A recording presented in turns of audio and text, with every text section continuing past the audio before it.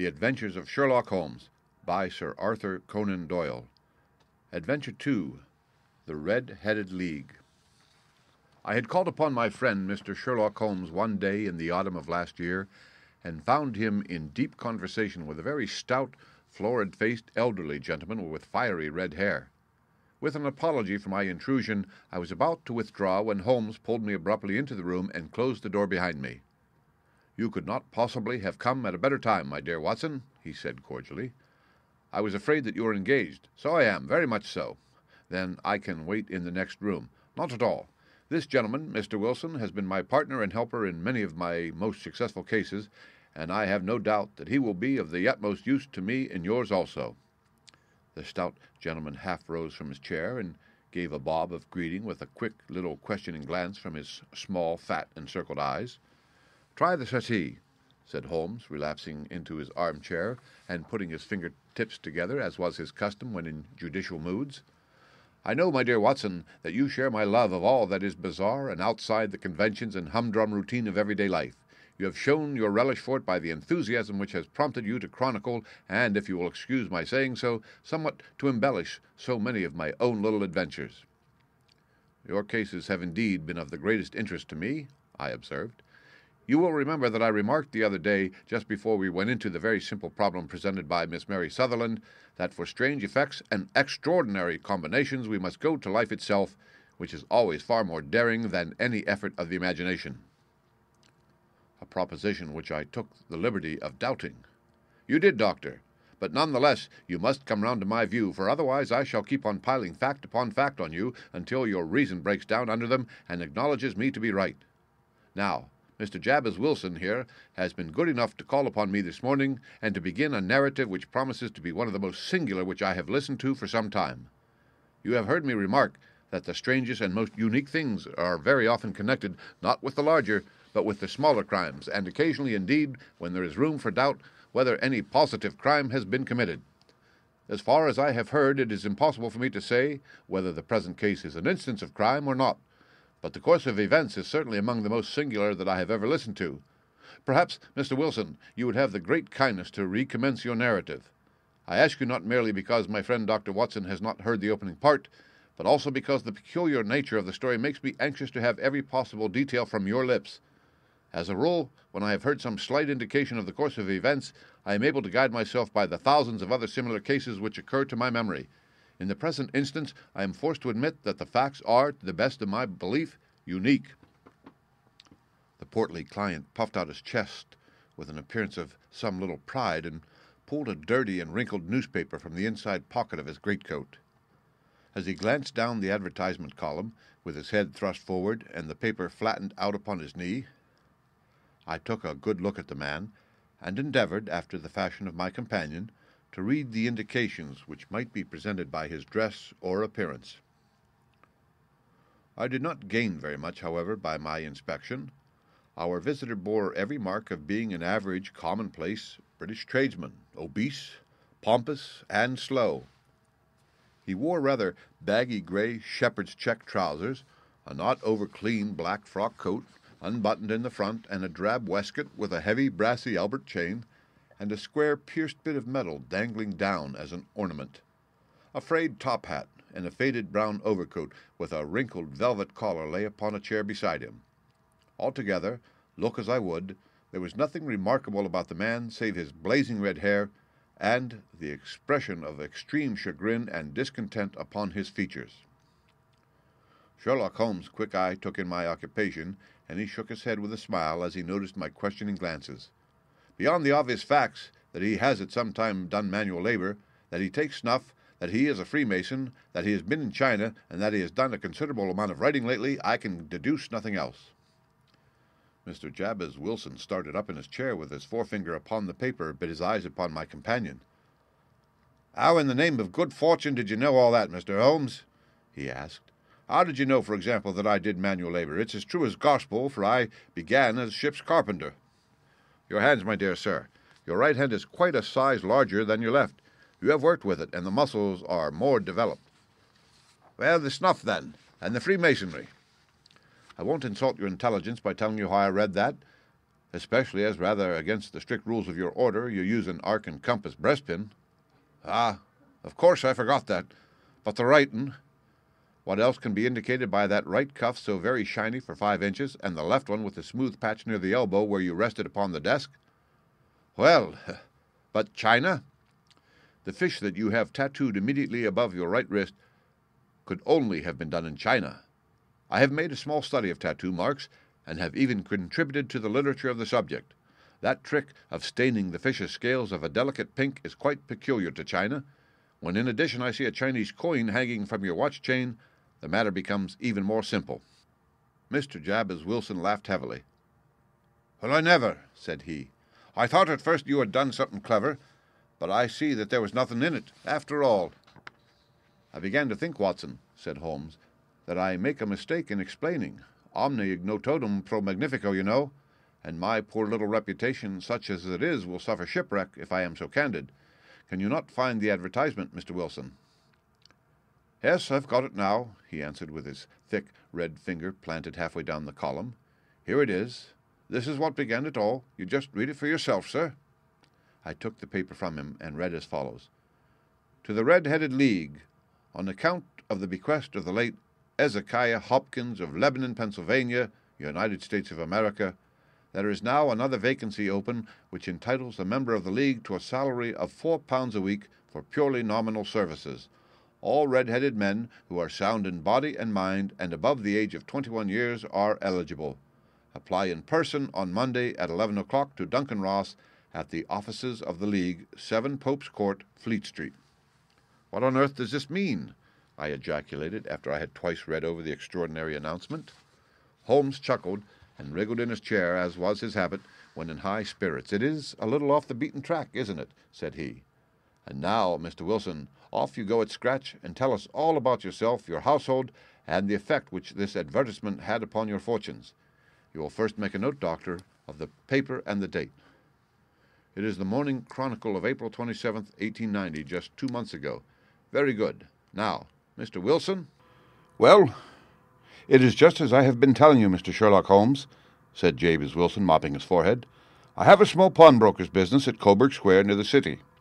It's not a very large affair, and of late years it has not done more than just give me a living.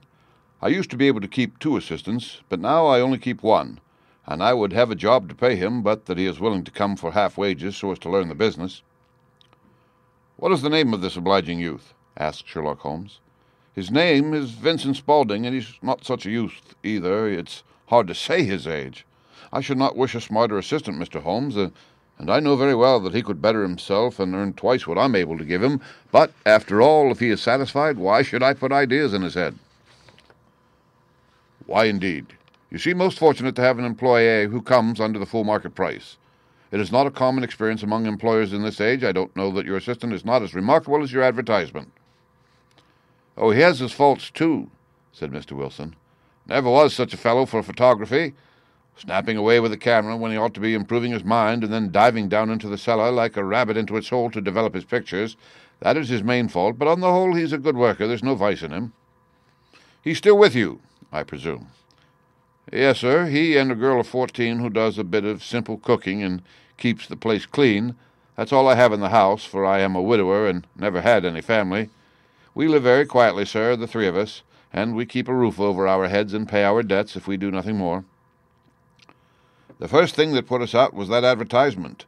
Spaulding, he came down into the office just this day, 8 weeks, with this very paper in his hand, and he says, 'I wish to the Lord, Mr. Wilson, that I was a red-headed man.' 'Why that?' I asks. 'Why,' said he, 'here's another vacancy on the League of Red-Headed Men. It's worth quite a little fortune to any man who gets it, and I understand that there are more vacancies than there are men, so that the trustees are at their wits' end what to do with the money. If my hair would only change color, here's a nice little crib all ready for me to step into.' 'Why, what is it, then?' I asked. You see, Mr. Holmes, I am a very stay-at-home man, and as my business came to me instead of my having to go to it, I was often weeks on end without putting my foot over the doormat. In that way I didn't know much of what was going on outside, and I was always glad of a bit of news." "Have you never heard of the League of the Red-Headed Men?" he asked with his eyes open. "Never." "Why, I wonder at that, for you are eligible yourself for one of the vacancies." "And what are they worth?" I asked. "Oh, merely a couple of hundred a year, but the work is slight, and it need not interfere very much with one's other occupations." Well, you can easily think that made me prick up my ears, for the business has not been over good for some years, and an extra couple of hundred would have been very handy. "Tell me all about it," said I. "Well," said he, showing me the advertisement, "you can see for yourself that the League has a vacancy, and there is the address where you should apply for particulars. As far as I can make out, the League was founded by an American millionaire, Ezekiah Hopkins, who was very peculiar in his ways. He was himself red-headed, and he had a great sympathy for all red-headed men, so when he died it was found that he had left his enormous fortune in the hands of trustees, with instructions to apply the interest to the providing of easy berths to men whose hair is of that color. From all I hear, it is splendid pay and very little to do."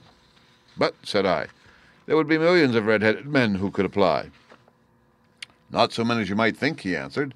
"You see, it is really confined to Londoners and to grown men. This American had started from London when he was young, and he wanted to do the old town a good turn.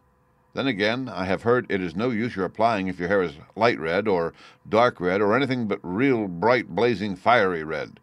Now, if you cared to apply, Mr. Wilson, you would just walk in, but perhaps it would hardly be worth your while to put yourself out of the way for the sake of a few £100.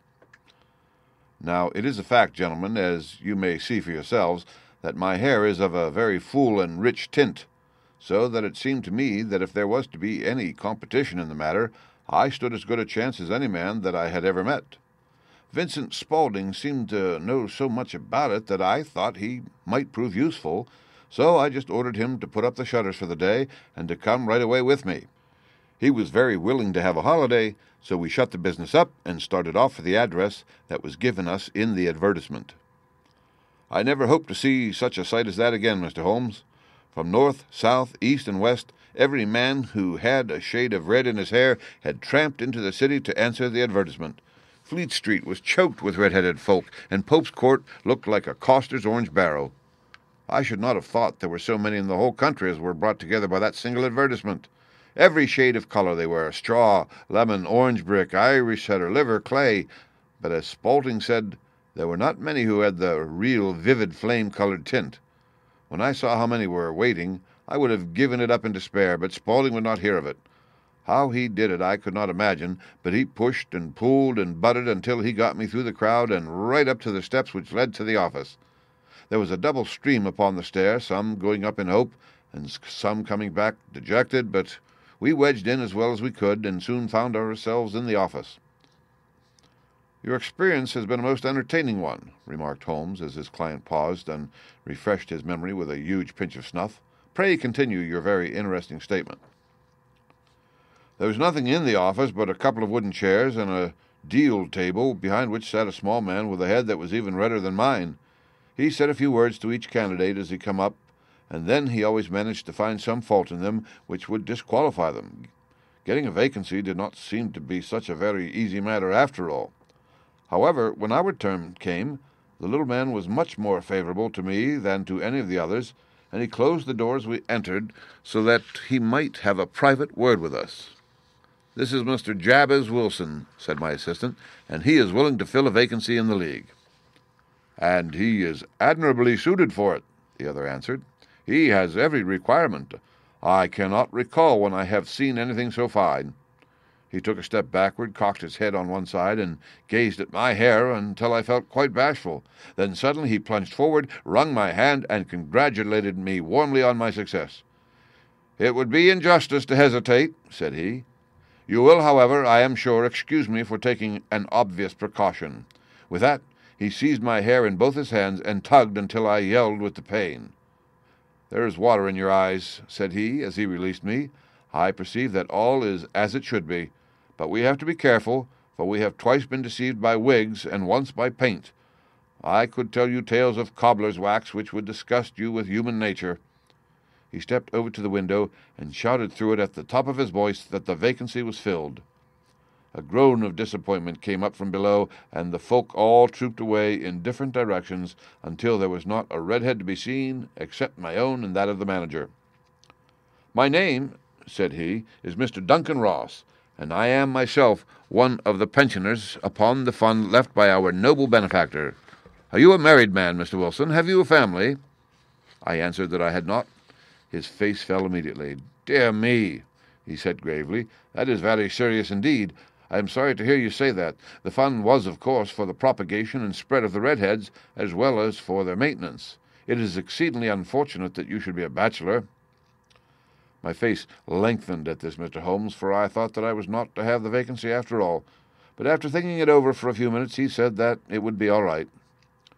"In the case of another," said he, "the objection might be fatal, but we must stretch a point in favor of a man with such a head of hair as yours. When shall you be able to enter upon your new duties?" "Well, it is a little awkward, for I have a business already," said I. "Oh, never mind about that, Mr. Wilson," said Vincent Spaulding. "I should be able to look after that for you." "What would be the hours?" I asked. 10 to 2. Now, a pawnbroker's business is mostly done of an evening, Mr. Holmes, especially Thursday and Friday evening, which is just before payday. So it would suit me very well to earn a little in the mornings. Besides, I knew that my assistant was a good man, and that he would see to anything that turned up. "That would suit me very well," said I. "And the pay?" "Is £4 a week. And the work?" "Is purely nominal." "What do you call purely nominal?" "Well, you have to be in the office, or at least in the building, the whole time. If you leave, you forfeit your whole position forever. The will is very clear upon that point. You don't comply with the conditions if you budge from the office during that time." "It's only 4 hours a day, and I should not think of leaving," said I. "No excuse will avail," said Mr. Duncan Ross, "neither sickness, nor business, or anything else. There you must stay, or you lose your billet." "And the work?" "Is to copy out the Encyclopedia Britannica. There is the first volume of it in that press. You must find your own ink, pens, and blotting paper, but we provide this table and chair. Will you be ready tomorrow?" "Certainly," I answered. "Then good-bye, Mr. Jabez Wilson, and let me congratulate you once more on the important position which you have been fortunate enough to gain." He bowed me out of the room, and I went home with my assistant, hardly knowing what to say or do. I was so pleased at my good fortune. Well, I thought over the matter all day, and by evening I was in low spirits again, for I had quite persuaded myself that the whole affair must be some great hoax or fraud, though what its object might be I could not imagine. It seemed altogether past belief that anyone could make such a will, or that they would pay such a sum for doing anything so simple as copying out the Encyclopedia Britannica. Vincent Spaulding did what he could to cheer me up, but by bedtime I had reasoned myself out of the whole thing. However, in the morning I determined to have a look at it anyhow, so I bought a penny bottle of ink, and with a quill pen and 7 sheets of foolscap paper, I started off for Pope's Court. Well, to my surprise and delight, everything was as right as possible. The table was set out ready for me, and Mr. Duncan Ross was there to see that I got fairly to work. He started me off upon the letter A, and then he left me, but he would drop in from time to see that all was right with me. At 2 o'clock he bade me good-bye, complimented me upon the amount that I had written, and locked the door of the office after me. This went on day after day, Mr. Holmes, and on Saturday the manager came in and planked down 4 gold sovereigns for my week's work. It was the same next week, and the same the week after. Every morning I was there at 10, and every afternoon I left at 2. By degrees, Mr. Duncan Ross took to coming in only once of a morning, and then, after a time, he did not come in at all. Still, of course, I never dared to leave the room for an instant, for I was not sure when he might come, and the billet was such a good one, and suited me so well that I would not risk the loss of it. 8 weeks passed away like this, and I had written about abbots and archery and armour and architecture and Attica, and hoped with diligence that I might get on to the bees before very long. It cost me something in foolscap, and I had pretty nearly filled a shelf with my writings, and then suddenly the whole business came to an end. To an end? Yes, sir, and no later than this morning I went to my work as usual at 10 o'clock, but the door was shut and locked with a little square of cardboard hammered on to the middle of the panel with a tack. Here it is, and you can read for yourself. He held up a piece of white cardboard about the size of a sheet of notepaper. It read in this fashion: "The Red-Headed League is dissolved, October 9th, 1890. Sherlock Holmes and I surveyed this curt announcement and the rueful face behind it until the comical side of the affair so completely overtopped every other consideration that we both burst out into a roar of laughter. "I cannot see that there is anything very funny," cried our client, flushing up to the roots of his flaming head. "If you can do nothing better than laugh at me, I can go elsewhere." "No, no," cried Holmes, shoving him back into the chair from which he had half risen. "I really wouldn't miss your case for the world. It is most refreshingly unusual, but there is, if you will excuse my saying so, something just a little funny about it. Pray, what steps did you take when you found the card upon the door?" "I was staggered, sir. I did not know what to do. Then I called at the offices round, but none of them seemed to know anything about it. Finally, I went to the landlord, who is an accountant living on the ground floor, and I asked him if he could tell me what had become of the Red-Headed League. He said that he had never heard of any such body. Then I asked him who Mr. Duncan Ross was. He answered that the name was new to him. "Well," said I, "the gentleman at number 4. "What, the red-headed man?" "Yes." "Oh," said he, "his name was William Morris. He was a solicitor and was using my room as a temporary convenience until his new premises were ready. He moved out yesterday." "Where could I find him?" "Oh, at his new offices. He did tell me the address. Yes, 17 King Edward Street, near St. Paul's."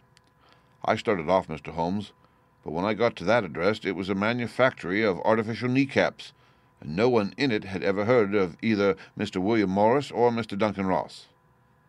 "And what did you do then?" asked Holmes. "I went home to Saxe-Coburg Square, and I took the advice of my assistant. But he could not help me in any way. He could only say that if I waited I should hear by post. But that was not quite good enough, Mr. Holmes. I did not wish to lose such a place without a struggle, so, as I had heard that you were good enough to give advice to poor folk who were in need of it, I came right away to you." "And you did very wisely," said Holmes. "Your case is an exceedingly remarkable one, and I shall be happy to look into it. From what you have told me, I think that it is possible that graver issues hang from it than might at first sight appear." "Grave enough," said Mr. Jabez Wilson. "Why, I have lost £4 a week." "As far as you are personally concerned," remarked Holmes, "I do not see that you have any grievance against this extraordinary league. On the contrary, you are, as I understand, richer by some £30, to say nothing of the minute knowledge which you gained on every subject which comes under the letter A. You have lost nothing by them." "No, sir, but I want to find out about them, and who they are, and what their object was in playing this prank, if it was a prank, upon me. It was a pretty expensive joke for them, for it cost them £32. "We shall endeavour to clear up these points for you.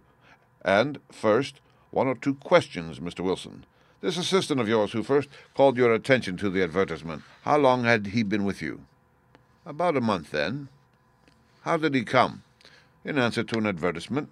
"Was he the only applicant?" "No, I had a dozen." "And why did you pick him?" "Because he was handy and would come cheap." "At half wages, in fact." "Yes." "What is he like, this Vincent Spaulding?" "Small, stout built, very quick in his ways.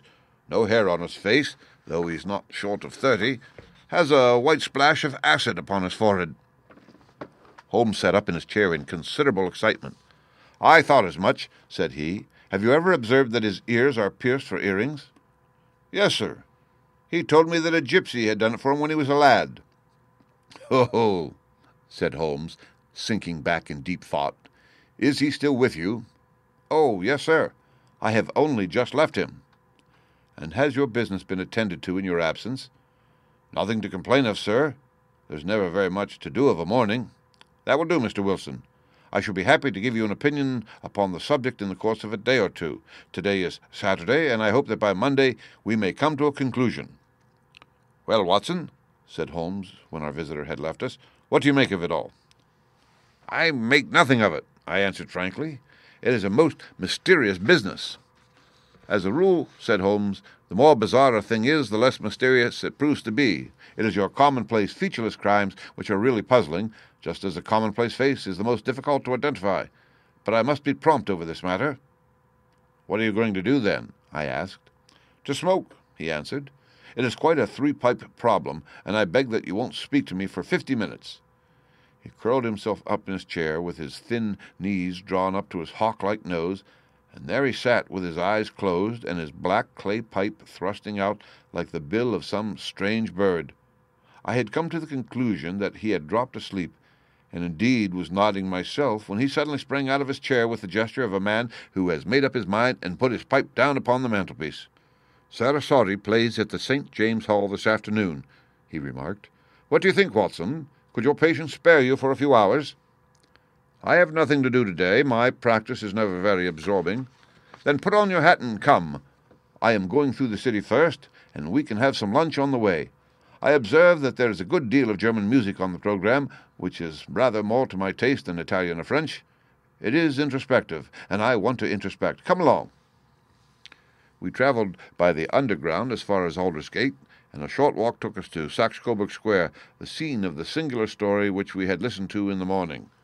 It was a poky, little, shabby, genteel place, where 4 lines of dingy, 2-storied brick houses looked out into a small, railed-in enclosure, where a lawn of weedy grass and a few clumps of faded laurel bushes made a hard fight against a smoke-laden and uncongenial atmosphere.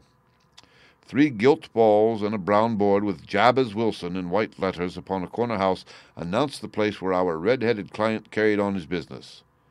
Sherlock Holmes stopped in front of it with his head on one side and looked it all over, with his eyes shining brightly between puckered lips. Then he walked slowly up the street, and then down again to the corner, still looking keenly at the houses. Finally he returned to the pawnbroker's, and, having thumped vigorously upon the pavement with his stick 2 or 3 times, he went up to the door and knocked.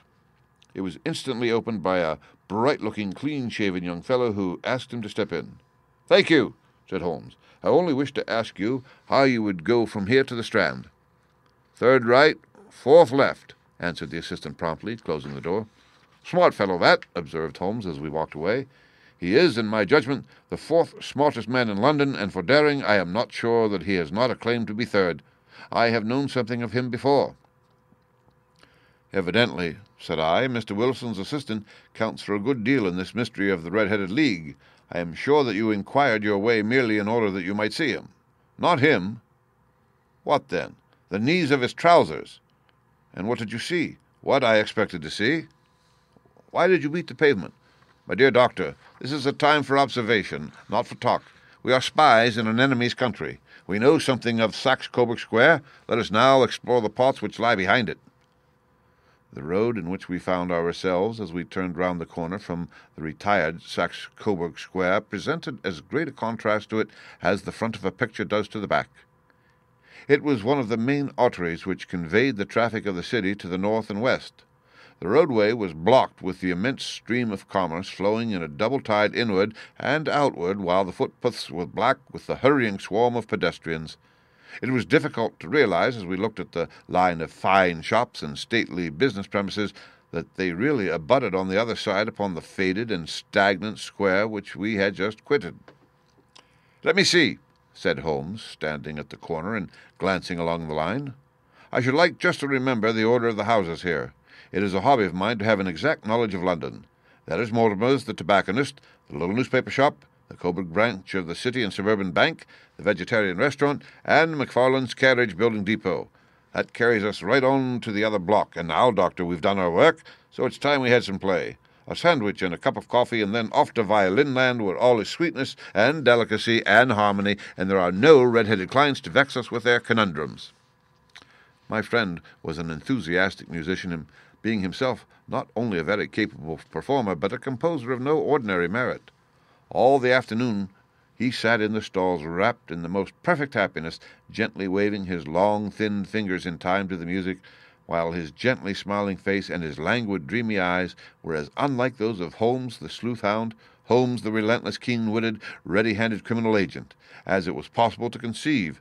In his regular character, the dual nature alternately asserted itself, and his extreme exactness and astuteness represented, as I have often thought, the reaction against the poetic and contemplative mood which occasionally predominated in him. The swing of his nature took him from extreme languor to devouring energy, and, as I knew well, he was never so truly formidable as when for days on end he had been lounging in his armchair amid his improvisations and his black-letter editions. Then it was that the lust of the chase would suddenly come upon him, and that his brilliant reasoning power would rise to the level of intuition, until those who were unacquainted with his methods would look askance at him as on a man whose knowledge was not that of other mortals. When I saw him that afternoon, So enwrapped in the music at St. James Hall, I felt that an evil time might be coming upon those whom he had set himself to hunt down. "You want to go home, no doubt, Doctor," he remarked as we emerged. "Yes, it would be as well. And I have some business to do which will take some hours. This business at Coburg Square is serious." "Why serious?" "A considerable crime is in contemplation. I have every reason to believe that we shall be in time to stop it. But today being Saturday rather complicates matters. I shall want your help tonight." "At what time?" 10 will be early enough." "I shall be at Baker Street at 10. "Very well. And I say, Doctor, there may be some little danger, so kindly put your army revolver in your pocket." He waved his hand, turned on his heel, and disappeared in an instant among the crowd. I trust that I am not more dense than my neighbors, but I was always oppressed with a sense of my own stupidity in my dealings with Sherlock Holmes. Here I had heard what he had heard, I had seen what he had seen, and yet from his words it was evident that he saw clearly not only what had happened, but what was about to happen, while to me the whole business was still confused and grotesque. As I drove home to my house in Kensington, I thought over it all, from the extraordinary story of the red-headed copier of the encyclopedia down to the visit to Saxe-Coburg Square and the ominous words with which he had parted from me. What was this nocturnal expedition, and why should I go armed? Where were we going, and what were we to do? I had the hint from Holmes that this smooth-faced pawnbroker's assistant was a formidable man, a man who might play a deep game. I tried to puzzle it out, but gave it up in despair and set the matter aside until night should bring an explanation. It was 9:15 when I started from home and made my way across the park, and so through Oxford Street to Baker Street. 2 hansoms were standing at the door, and as I entered the passage I heard the sound of voices from above. On entering his room I found Holmes in animated conversation with 2 men, one of whom I recognized as Peter Jones, the official police agent, while the other was a long, thin, sad-faced man with a very shiny hat and oppressively respectable frock coat. "Ha! Our party is complete," said Holmes, buttoning up his pea-jacket and taking his heavy hunting crop from the rack. "Watson, I think you know Mr. Jones of Scotland Yard. Let me introduce you to Mr. Merryweather, who is to be our companion in tonight's adventure." "We're hunting in couples again, Doctor, you see," said Jones in his consequential way. "Our friend here is a wonderful man for starting a chase. All he wants is an old dog to help him to do the running down." "I hope a wild goose may not prove to be the other end of our chase," observed Mr. Merryweather gloomily. "You may place considerable confidence in Mr. Holmes, sir," said the police agent loftily. "He has his own little methods, which are, if he won't mind my saying so, just a little too theoretical and fantastic, but he has the makings of a detective in him. It is not too much to say that once or twice, as in that business of the Sholto murder and the Agra treasure, he has been more nearly correct than the official force." "Oh, if you say so, Mr. Jones, it is all right," said the stranger with deference. "Still, I confess that I miss my rubber. It is the first Saturday night for 27 years that I have not had my rubber." "I think you will find," said Sherlock Holmes, "that you will play for a higher stake tonight than you have ever done yet, and that the play will be more exciting. For you, Mr. Merryweather, the stake will be some £30,000, and for you, Jones, it will be the man upon whom you wish to lay your hands." "John Clay, the murderer, thief, smasher, and forger. He is a young man, Mr. Merryweather, but he is at the head of his profession, and I would rather have my bracelets on him than on any criminal in London. He is a remarkable man, is young John Clay. His grandfather was a royal duke, and he himself has been to Eton and Oxford. His brain is as cunning as his fingers, and though we meet signs of him at every turn, we never know where to find the man himself. He'll crack a crib in Scotland one week and be raising money to build an orphanage in Cornwall the next. I've been on his track for years, and have never set eyes on him yet. I hope that I may have the pleasure of introducing you tonight. I've had 1 or 2 little turns also with Mr. John Clay, and I agree with you that he is at the head of his profession. It is past 10, however, and quite time that we started. If you 2 will take the first hansom, Watson and I will follow in the second." Sherlock Holmes was not very communicative during the long drive, and lay back in the cab, humming the tunes which he had heard in the afternoon. We rattled through an endless labyrinth of gaslit streets until we emerged into Farrington Street. "We are close there now," my friend remarked. "This fellow Merryweather is a bank director, and personally interested in the matter. I thought it as well to have Jones with us also. He's not a bad fellow, though an absolute imbecile in his profession. He has one positive virtue. He is as brave as a bulldog and as tenacious as a lobster if he gets his claws upon anyone. Here we are, and they are waiting for us." We had reached the same crowded thoroughfare in which we had found ourselves in the morning. Our cabs were dismissed, and, following the guidance of Mr. Merryweather, we passed down a narrow passage and through a side door which he opened for us. Within there was a small corridor which ended in a very massive iron gate. This also was opened, and led down a flight of winding stone steps which terminated at another formidable gate. Mr. Merryweather stopped to light a lantern, and then conducted us down a dark, earth-smelling passage, and so, after opening a third door, into a huge vault, or cellar, which was piled all round with crates and massive boxes. "You're not very vulnerable from above," Holmes remarked, as he held up the lantern and gazed about him. "Nor from below," said Mr. Merryweather, striking a stick upon the flags which lined the floor. "Why, dear me, it sounds quite hollow," he remarked, looking up in surprise. "I must really ask you to be a little more quiet," said Holmes severely. "You have already imperiled the whole success of our expedition. Might I beg that you would have the goodness to sit down upon one of these boxes and not to interfere?"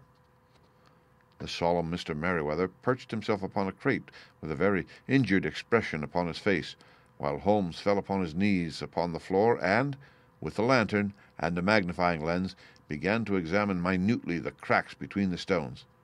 A few seconds sufficed to satisfy him, for he sprang to his feet again and put his glass in his pocket. "We have at least an hour before us," he remarked, "for they can hardly take any steps until the good pawnbroker is safely in bed. Then they will not lose a minute, for the sooner they do their work, the longer time they will have for their escape. We are at present, Doctor, as no doubt you have divined, in the cellar of the City branch of one of the principal London banks. Mr. Merryweather is the chairman of directors, and he will explain to you that there are reasons why the more daring criminals of London should take a considerable interest in this cellar at present." "It is our French gold," whispered the director. "We have had several warnings that an attempt might be made upon it." "Your French gold?" "Yes. We had occasion some months ago to strengthen our resources, and borrowed for that purpose 30,000 Napoleons from the Bank of France. It has become known that we have never had an occasion to unpack the money, and that it is still lying in our cellar. The crate upon which I sit contains 2,000 Napoleons packed between layers of lead foil. Our reserve of bullion is much larger at present than is usually kept in a single branch office, and the directors have had misgivings upon the subject." "Which were very well justified," observed Holmes. "And now it is time that we arranged our little plans. I expect that within an hour matters will come to a head. In the meantime, Mr. Merryweather, we must put the screen over that dark lantern." "And sit in the dark?" "I'm afraid so. I had brought a pack of cards in my pocket, and I thought that, as we were a partie carré, you might have your rubber after all. But I see that the enemy's preparations have gone so far that we cannot risk the presence of a light. And, first of all, we must choose our positions. These are daring men, and though we shall take them at a disadvantage, they may do us some harm unless we are careful. I shall stand behind this crate, and you conceal yourselves behind those. Then, when I flash a light upon them, close in swiftly. If they fire, Watson, have no compunction about shooting them down." I placed my revolver cocked upon the top of the wooden case behind which I crouched. Holmes shot the slide across the front of his lantern and left us in pitch darkness, such an absolute darkness as I have never before experienced. The smell of hot metal remained to assure us that the light was still there, ready to flash out at a moment's notice. To me, with my nerves worked up to a pitch of expectancy, there was something depressing and subduing in the sudden gloom and in the cold, dank air of the vault. "They have but one retreat," whispered Holmes. "That is back through the house into Saxe Coburg Square. I hope that you have done what I asked you, Jones. I have an inspector and 2 officers waiting at the front door. Then we have stopped all the holes, and now we must be silent and wait." What a time it seemed! From comparing notes afterwards, it was but an hour and a quarter, yet it seemed to me that the night must have gone almost away and the dawn be breaking above us. My limbs were weary and stiff, for I feared to change my position. Yet my nerves were worked up to the highest pitch of tension, and my hearing was so acute that I could not only hear the gentle breathing of my companions, but I could distinguish the deeper, heavier in-breath of the bulky Jones from the thin, sighing note of the bank director. From my position I could look over the case in the direction of the floor. Suddenly my eyes caught the glint of a light. At first it was but a lurid spark upon the stone pavement. Then it lengthened out until it became a yellow line, and then, without any warning or sound, a gash seemed to open and a hand appeared, a white, almost womanly hand, which felt about in the center of the little area of light. For a minute or more, the hand with its writhing fingers protruded out of the floor. Then it was withdrawn as suddenly as it appeared, and all was dark again, save the single lurid spark which marked a chink between the stones. Its disappearance, however, was but momentary.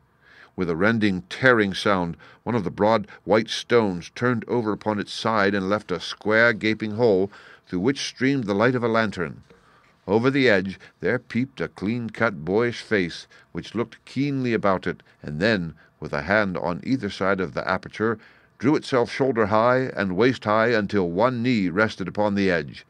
In another instant he stood at the side of the hole, and was hauling after him a companion, lithe and small like himself, with a pale face and a shock of very red hair. "It's all clear," he whispered. "Have you the chisel and the bags? Great Scott! Jump, Archie, jump, and I'll swing for it." Sherlock Holmes had sprung out and seized the intruder by the collar. The other dived down the hole, and I heard the sound of rending cloth as Jones clutched at his skirts. The light flashed upon the barrel of a revolver, but Holmes' hunting crop came down on the man's wrist, and the pistol clinked upon the stone floor. "It's no use, John Clay," said Holmes blandly. "You have no chance at all." "So I see," the other answered with the utmost coolness. "I fancy that my pal is all right, though I see you have got his coat-tails." "There are 3 men waiting for him at the door," said Holmes. "Oh, indeed. You seem to have done the thing very completely. I must compliment you." "And I you," Holmes answered. "Your red-headed idea was very new and effective." "You'll see your pal again presently," said Jones. "He's quicker at climbing down holes than I am. Just hold out while I fix the derbies." "I beg that you will not touch me with your filthy hands," remarked our prisoner, as the handcuffs clattered upon his wrists.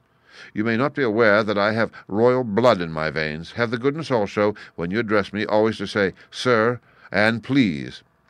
"All right," said Jones, with a stare and a snigger. "Well, would you please, sir, march upstairs where we can get a cab to carry your highness to the police station?" "That is better," said John Clay serenely. He made a sweeping bow to the 3 of us, and walked quietly off in the custody of the detective. "Really, Mr. Holmes," said Mr. Merryweather, as we followed them from the cellar, "I do not know how the bank can thank you or repay you. There is no doubt that you have detected and defeated in the most complete manner one of the most determined attempts at bank robbery that have ever come within my experience." "I have had 1 or 2 little scores of my own to settle with Mr. John Clay," said Holmes. "I have been at some small expense over this matter, which I shall expect the bank to refund, but beyond that I am amply repaid by having had an experience which is in many ways unique, and by hearing the very remarkable narrative of the Red-Headed League. You see, Watson," he explained in the early hours of the morning, as we sat over a glass of whiskey and soda in Baker Street, "it was perfectly obvious from the very first that the only possible object of this rather fantastic business of the advertisement of the League and the copying of the encyclopedia must be to get this not-over-bright pawnbroker out of the way for a number of hours every day. It was a curious way of managing it, but really it would be difficult to suggest a better. The method was no doubt suggested to Clay's ingenious mind by the color of his accomplice's hair. The £4 a week was a lure which must draw him, and what was it to them who were playing for thousands?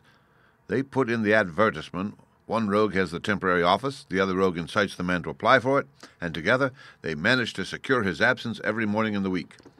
From the time that I heard of the assistant having come for half wages, it was obvious to me that he had some strong motive for securing the situation.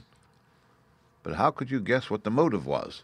Had there been women in the house, I should have suspected a mere vulgar intrigue. That, however, was out of the question. The man's business was a small one, and there was nothing in his house which could account for such elaborate preparations and such an expenditure as they were at. It must then be something out of the house. What could it be? I thought of the assistant's fondness for photography and his trick of vanishing into the cellar. The cellar! There was the end of this tangled clue. Then I made inquiries as to this mysterious assistant, and found that I had to deal with one of the coolest and most daring criminals in London. He was doing something in the cellar, something which took many hours a day for months on end. What could it be, once more? I could think of nothing, save that he was running a tunnel to some other building.